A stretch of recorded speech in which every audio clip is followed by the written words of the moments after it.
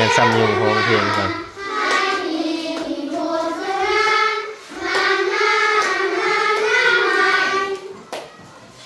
เอาเบิดละเอาเอามาอีกดูจากเพลงดูเพลงอย่างลูกเบิ้งแม่เบิ้งอันตัวใหญ่ๆแม่เบิ้งตัวใหญ่ๆหนาๆข้าเจ้าบ่เลือกเอาตัวใหญ่ๆบ่อันนี้มันของครูที่เพิ่นจับไว้เองบ่ไม่ของเฮาอันนี้เพิ่น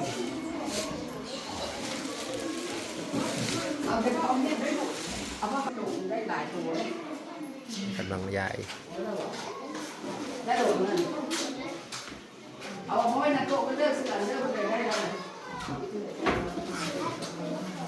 มาสามคนในครูจะอะไรอยู่นี่ดิอยู่นี่บ่มีป่ะลูกคาดป่ะในครูเพิ่นเนินเอาไว้แล้วอันนี้คือชิ้นแรกคนเนี่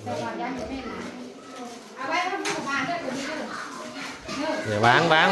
ย้ายวางเอาออกเอาเครื่องออกย้ายได้หมดแล้วเอาสองตัวได้เอาตัวเดียวเอาพูดอะไรยังไม่ได้ข้างหลังนู่นไอ้นั่นเรีย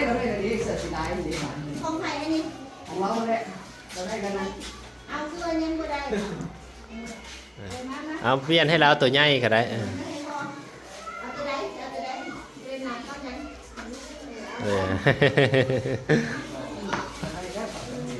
เนาะเพื่อถือกันเครื่องตัวน้อยว่ามีแบบนี้เราก็จะได้เอา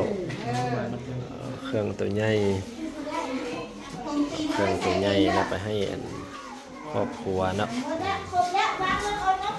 ครอบครัวมึงตัวผู้ใดนุ่งผู้ใดมันก็ได้ตัวใหญ่ไปเนาะให้พ่อให้แม่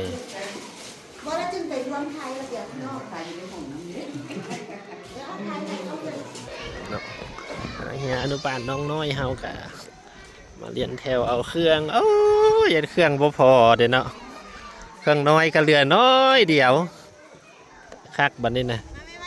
ผู้ใดได้ก็เอาเนาะผู้ใดบ่ได้ก็เอาตัวใหญ่เนาะไปให้พ่อแม่เนาะ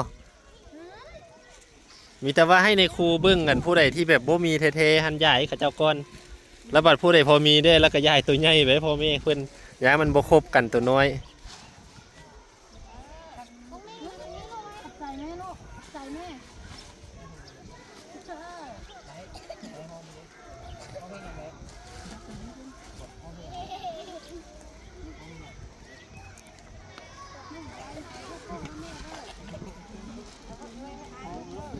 เอาลุงมาใส่